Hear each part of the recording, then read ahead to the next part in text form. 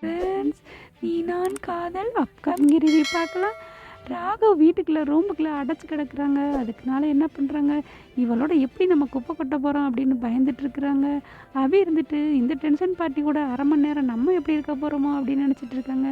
இவரை சும்மா விடக்கூடாது அப்படின்ட்டு நம்ம பாட்டு போட்டால் தானே திட்டுறாரு அப்படின்னு சொல்லிட்டு பாட ஆரம்பிக்கிறாங்க. உன் காயமெல்லாம் மாறி போகுமே அப்படின்னு ராகவோட பாட்டை பாடுறாங்க. உடனே செம்ம காண்டாடுறாரு. ஏன் நிறுத்து அப்படிங்கிறாரு. எதுக்கு இப்போ பாட்டு பாடுற அப்படிங்கிறாங்க. ஏன் பேசினாத்தான் தப்பு, பாடக்கூட கூடாதா அப்படிங்கிறாங்க. பாடாத அப்படின்னு கத்துறாங்க. நான் ஒன்றும் பாடாமல் இருக்கிறதுக்கு உங்கள் ஸ்டாப் இல்லை, உங்கள் பேச்சை கேட்க நான் பாடித்தான் தீருவேன் அப்படின்னு சொல்லி ஃபுல்லாக பாடுறாங்க. இவர் செம்ம காண்டில் என்ன பண்ணுறாங்க, எந்திரிக்கிறாரு, கதவை டமால் டமால்னு மிதிக்கிறாரு. நாளே மிதியில் பட்டான்னு கதவு திறந்துருது. வெளியில் வந்துடுறாங்க. வெளியில் இவங்கள அபியும் வர்றாங்க. வந்துட்டு தன்னோட ஃபோட்டோவை பார்க்குறாங்க. நான் மட்டும் வேணாம், என்னோடய மாடலிங் ஃபோட்டோ மட்டும் வேணுமா அப்படிங்கிறாங்க. உடனே என்ன பண்ணுறாங்க, செம்ம காண்டாகிறாங்க. அபி வெளியில் போயிடுறாங்க. வெளியில் போன அபி என்ன பண்ணுறாங்க, ஐயோ நம்ம முறையும் போட்டோ எடுக்காமல் போகிறோமே அப்படின்னு உள்ளார வர்றாங்க. அப்போ அபி சொல்லிட்டு போனது ஞாபகம் வந்துடுது ராகவுக்கு. அந்த ஃபோட்டோவை கிழிக்கிறாங்க. அதை பார்த்தா அபி மீதி இருக்கிற ஃபோட்டோவையும் கிழிச்சு போட்டு டக்குன்னு வெளியில் போயிடுறாங்க.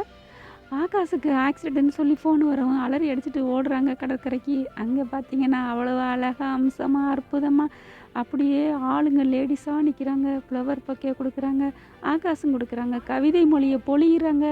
உன்னை பார்த்த நாள் முதலாக என்னை இதயத்தை தொலைத்தேனடி அப்படி இப்படின்னு சொல்லிட்டு ஆனும் அழுதுகிட்டே வர்றாங்க. கிட்டக்க நிற்கிறாங்க.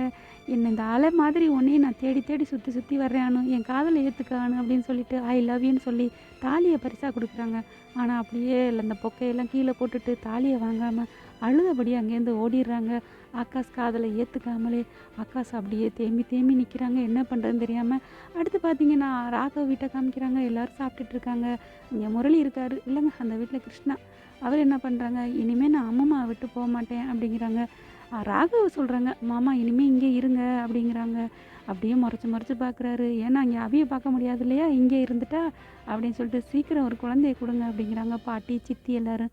கண்டிப்பாக என் அம்மா மாதிரியே ஒரு அஞ்சலி அடுத்த வருஷம் பிறக்கும் அப்படின்னு நல்லா என்னம்மா நாடகம் ஆடுறாரு முரளி. பார்க்கலாம் என்னென்ன நடக்குதுன்னு. ஓகே ஃப்ரெண்ட்ஸ், உங்கள் பொண்ணான கையால் ஒரு லைக்கை போட்டு சப்ஸ்கிரைப் பண்ணிடுங்க. Thank you friends.